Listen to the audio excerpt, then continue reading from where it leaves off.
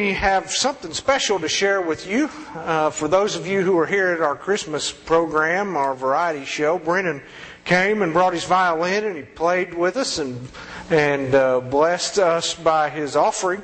And this morning he would like to share with us again. So Brennan, I'm going to ask you to come on up. And I told him if he played really long, I'd preach really short. So it's all on you now.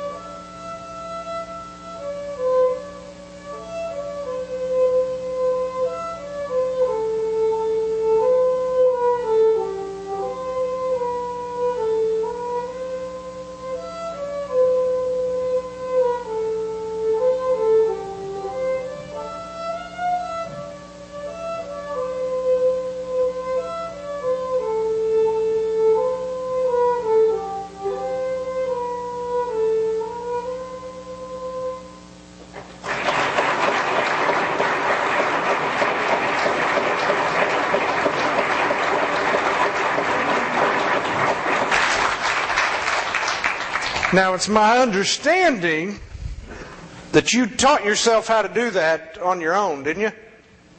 Larry Hobbs taught me. Oh, Larry Hobbs taught. I thought you were teaching yourself. Well, our version is you taught yourself. Regardless of how he learned, what he's doing is he's taking a gift that he's got and he's using it for God. Every Sunday morning he's down here in Rick's class and he brings a new number to share with them in Sunday school every week. And I am thankful that you're willing. Andy?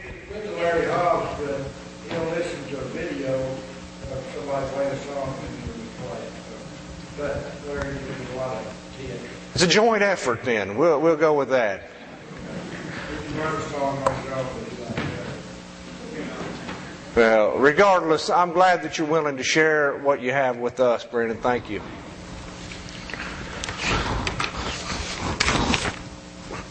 The preacher had just finished his sermon for the day and proceeded toward the back of the church for his usual greetings and handshakings as the congregation left. After shaking a few hands, he came upon the 7-year-old son of one of the elders of the church. "Good morning, Johnny," the preacher said as he reached out to shake the young boy's hand. As he was doing so, he felt something in the palm of the boy's hand. "What's this?" the preacher asked. "Money," said Jonathan, with a big smile on his face. "This is money for you." "Well, I don't want your money, Jonathan," the preacher said. He said, "Oh, but Pastor, I want you to have it," said the boy. After a short pause, he continued, "My daddy says you're the poorest preacher we've ever had. And I just want to help you out."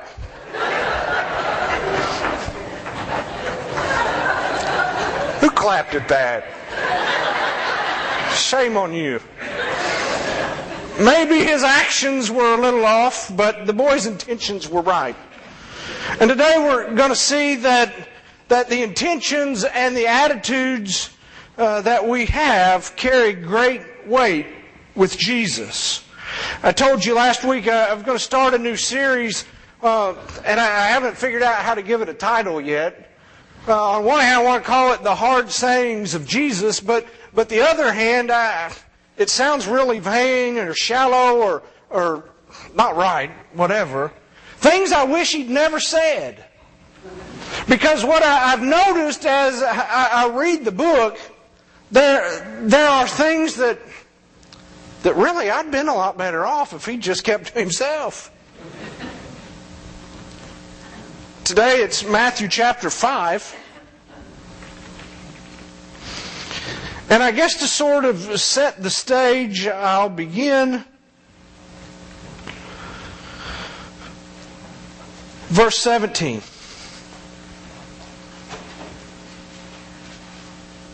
Jesus says, "Do not think that I have come to abolish the law or the prophets. I have not come to abolish them, but to fulfill them.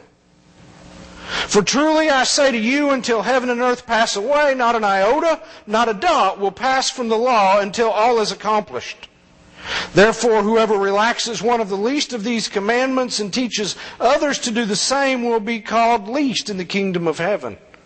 But whoever does them and teaches them will be called great in the kingdom of heaven. For I tell you, unless your righteousness exceeds that of the scribes and Pharisees, you will never enter the kingdom of heaven." Jesus says, I didn't come to do away with the law and prophets. I came to bring fulfillment to them, to make them as they are in the heart of God. And he says, I tell you, unless your righteousness exceeds that of those who were the most religious people of the day, unless your righteousness exceeds that of the Pharisees, you'll not enter the kingdom of heaven. Now, that's just Jesus getting ready to teach you the stuff that I really don't like. He's already set the bar really high. Unless your righteousness is higher than the highest standards known, you'll never make the cut. Do we need to go any farther than that? And yet he does. He continues by saying, "You have heard it said to those of old, you shall not murder, and whoever murders will be liable to judgment. But I say to you that everyone who's angry with his brother will be liable to judgment. Whoever insults his brother will be liable to the council, and whoever says you fool will be liable to the hell of fire. So if you're offering your gift at the altar and there remember that your brother has something against you, leave your gift there before the altar and go. First be reconciled to your brother and then come and offer your gift. Come to terms quickly with your accuser while you're going with him to court, lest your accuser hand you over to the judge and the judge to the guard and you be put in prison. Truly I say to you, you will never get out until you have paid the very last penny. You have heard it said to those of old." I mean, it's almost like Jesus is saying, there's this old wives' tale that y'all are familiar with. But it's not an old wives' tale that Jesus is talking about, is it? He's talking about what?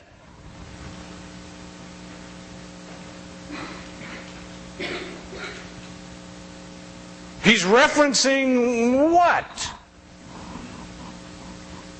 You got to know this on the test, folks, I promise. This is one you got to know. You've heard it said that you should not murder. He's talking about the 10 Commandments, isn't he? Thou shalt not kill. You've heard it said to the folks of old, you should not kill. But I say to you something even greater.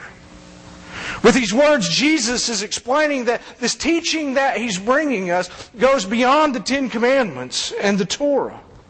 Jesus is showing the true intent of God's law. Remember, He didn't come to do away with the law and prophets. He came to bring fulfillment to them. You've heard it said, it was pretty cut and dry.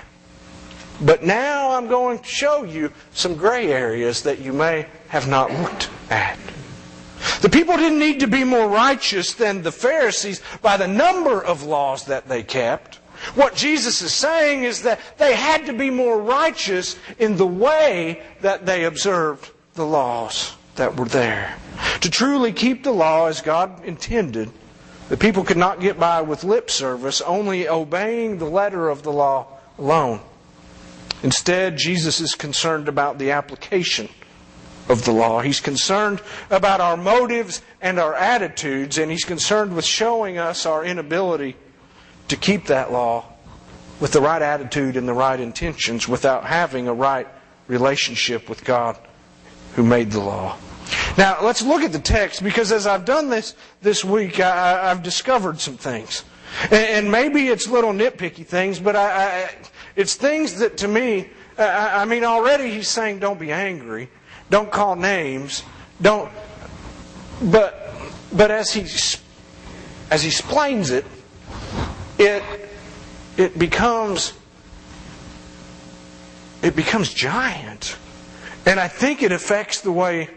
I know it affects the way I live my life. I think it'll affect the way that you live yours. He begins by saying, "You heard that was said of days of old, you shall not murder. And whoever murders will be liable to judgment." No brainer. "But I say to you that everyone who is angry with his brother will be liable to judgment." Uh-oh.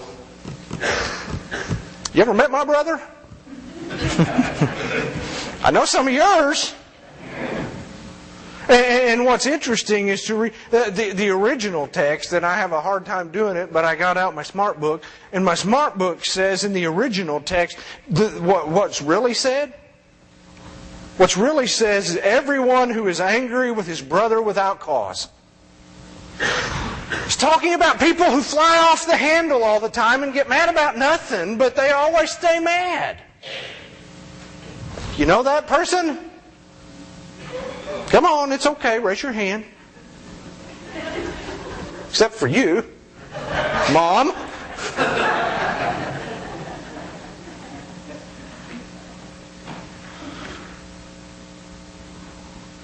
Don't murder in this phrase now becomes don't be angry and act out your rage. Well, I'd never do that. Till you step on a Lego in the middle of the night. Till the dog chews the tongue out of your brand new dress shoes. Right? He goes on. Whoever insults his brother will be liable to the council. Everyone who insults his brother, and the word that's used here is the word raka, which means empty-headed or shallow brains. Now, let this soak in just a little. Because what Jesus does is takes "do not murder" and He transforms it and fulfills it into don't call people names or assassinate their character or demean their sense of self-worth by the way that you treat them when everything's not going as you think it should. We always sing that little song, "Sticks and stones can break my bones, and names can never hurt me." And certainly in the physical realm of things, no, none of that really does. But it hurts sometimes, doesn't it?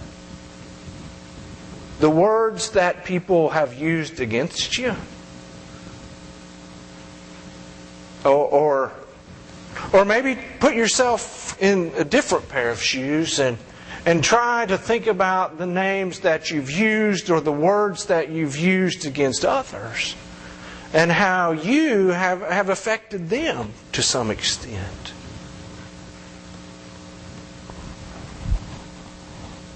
It gets better.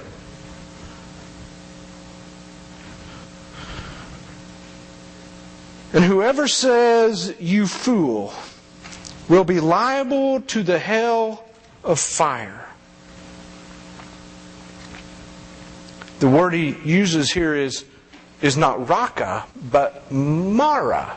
And it's a word that carries with it this understanding that whoever you call a fool, you're actually saying that you're addressing them as one who has rebelled against the very embrace of God. One who is now written off from the saving grace of God. One who doesn't stand a chance to ever have an opportunity to be right with God. The person who'd get hit by lightning if they walked in the doors. It's that person.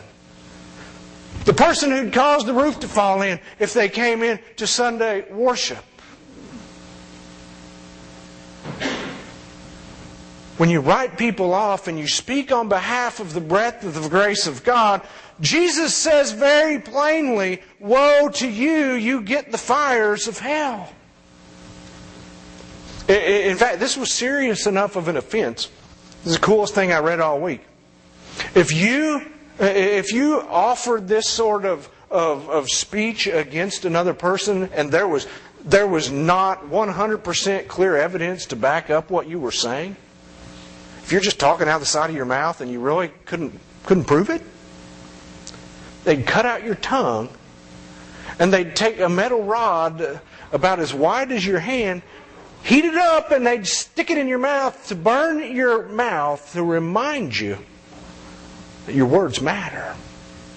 And Jesus is saying the same thing to us. He said, you have heard it said, don't murder, but I'm saying the way that you get angry and the way that you act out your anger and the way that you treat other people when you're upset, it's big time stuff.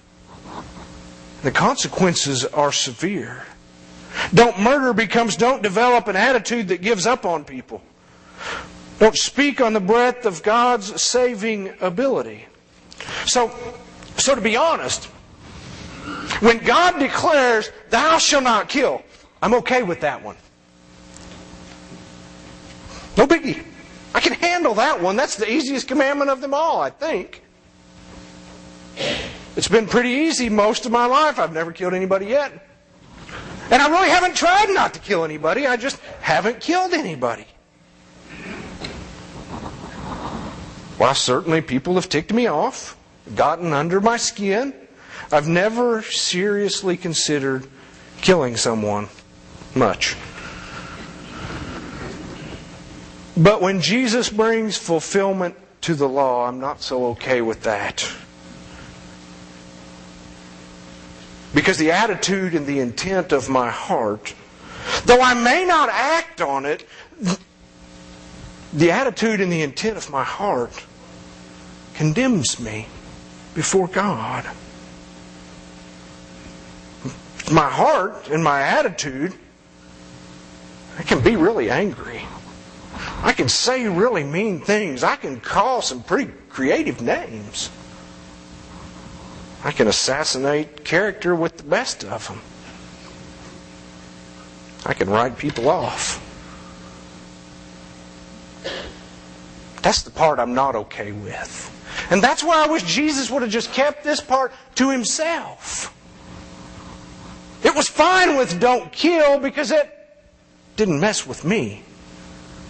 And it probably didn't mess with most of us.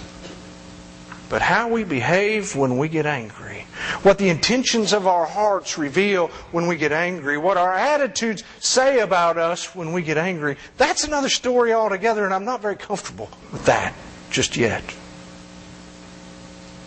And then, right there in the middle of the paragraph, it's like at this point, Jesus was having this conversation. It could have been in the park, it could have been at work, it could have been around a dinner table. And then all of a sudden, in the middle of a paragraph, he just sort of changes the setting. And now it's not just a casual moment, it's a very intense moment. It's a very special moment, a sacred moment. So if you're offering your gift at the altar, and there you remember that your brother has something against you, leave your gift there before the altar and go. First be reconciled to your brother and then come and offer your gift. I guess because I always wanted it to say it, I spent a lifetime kind of translating this a little differently. It's not if your brother has something against you, it's if I have something against my brother. That makes me in the right and my brother in the wrong. But what Jesus says is if a brother has something against me, and I have to stop and I have to be aware that my actions have disrupted or broken a relationship that I might have with another. The burden of reconciliation isn't on them to come and call me to task. The burden of reconciliation is on me to go and say, my brother, I'm sorry. I've sinned against God and I've sinned against you. I was wrong. And Jesus puts value to it. He says, until I do that, my worship is unacceptable from the Lord. My offerings are unacceptable to the Lord. Everything that I attempt in the name of my religion is rubbish before the Lord until I've made every attempt I can make to restore and to reconcile that which my actions have broken. See what I'm saying? Jesus was great until He started saying stuff like this. He explains that those who come into God's presence to worship must come with pure hearts, not hindered by broken relationships that they had the power to mend. Our duty is to bring our gift and offer it, but we must know that God will not accept it or any act of religious worship if our hearts are not right towards Him and towards those in our lives. One of the commentaries I read this week made the point really plain. It said, a religion, the very essence of which is love, cannot suffer at its altars a heart that is revengeful and uncharitable, or which does not use its utmost endeavors to revive love in the hearts of another. In other words, a religion built on love for all is worthless if its people do not reflect that love towards others. Those who've wronged us and those who we've wronged. It's rubbish. Now, here's where my problem comes in with all of this. The idea is great, and Jesus gets a gold star for nobility in His teaching. My problem is what this looks like when you go to live it out. I already acknowledged I don't pay attention to God with the helicopter and airplane thing. I guess I'm about to confess something else, and you guys may just not even want me up here anymore. But I had an episode yesterday where I was in the restroom stall next to another person. And I really don't like this other person. I'll be honest, this other person has taken advantage of me and done wrong to me. And I'm sitting there thinking, God, if there's any justice in this world, when He turns around to flush that lever, God, I pray it just sucks him all the way down the hole. And he drowns in a cesspool of sewage out east of town at Joe Jocelyn's feet. That's what I'm hoping for. But here's what I did. Hey, how's it going? Have a good day. And in the process, I allowed an even greater division to be created between me and this person. And I waited to see if my plan worked out, and it didn't. And I left, and the whole time I just kept thinking of some other great way I could get my revenge. Make things right. I mean, that's just pitiful, isn't it? And yet I know I'm not the only person who does that. I'm not the only person who on the outside gives the appearance that everything's okay and that I'm right with God and I care about you and I hope you the very best. And on the inside, I have this attitude in my heart that hopes that sometimes people who've wronged me get run over by a train. And what I sense Jesus saying as I read this passage is that in my anger, the mind and the mouth and the spirit that I use to bless my God with is the mind and the mouth and the spirit of a murderer. No, I'm not going to kill anybody. But I assassinate them over and over again in my heart and with my words. Rather than reconcile with my brother who's made just as much in the image of God as I am, in my heart I assassinate him and make things worse. And I spit in the face of the same grace of God that reached out and took hold of me when I was an even greater enemy of the cross of Christ than he. The intentions and the attitudes of our hearts towards God and toward the people around us, they take precedent over our worship. Because until we're reconciled, we cannot possibly offer worship that is pleasing and truthful to our Father. Paul would later say, we're nothing more than a pounding gong or a clanging cymbal. In Proverbs chapter 4, verse 20, there's some wise words that are shared with us. My son, be attentive to my words, incline your ear to my sayings. Let them not escape from your sight, keep them within your heart, for they are life to those who find them and healing to all their flesh. Keep your heart with all vigilance, for from it flows the wellsprings of life. Jesus would respond in Matthew chapter 15 that it's not what goes into us that defiles a person, but it's what comes out. For what comes out of the mouth proceeds from the heart, and this is what defiles a person. See, as I reflect over all this, what I've come to decide is that we're good at following the rules in the letter of the law. Even when we don't feel like it, we're good at going through our religious motion. We do the right things.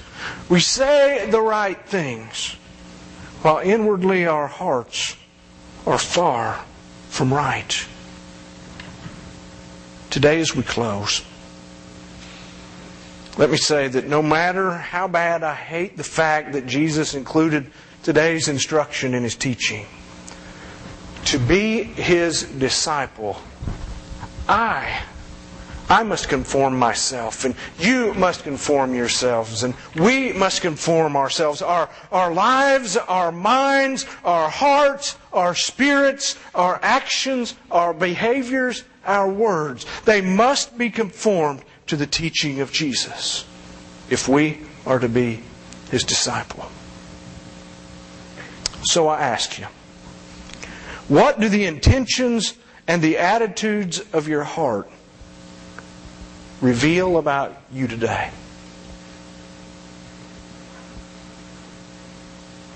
How are the relationships that you have? Have you done all in your power to be reconciled to the people who are in your life at this moment?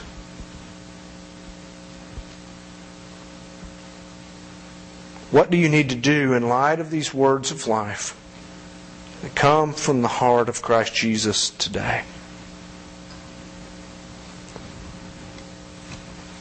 Pray as we close. You've heard His voice. You've known His conviction. Father, this morning in this place, on the one hand, it's all right to laugh and to find humor in how silly and petty we can be at times. On the other hand, it's terrifying to know that you take this very, very seriously. The condition of our hearts and the nature of our attitudes and the state of our intentions as we interact with those around us that You've placed in our paths, God, You take that very serious. And today I pray that we would hear Your Spirit speak and know the conviction Your Spirit brings. God, that we would allow You to work in us a work only You are capable of doing. That You would mold us and shape us into Christ's image. Have Your will in this place today, O Lord, we ask. Amen.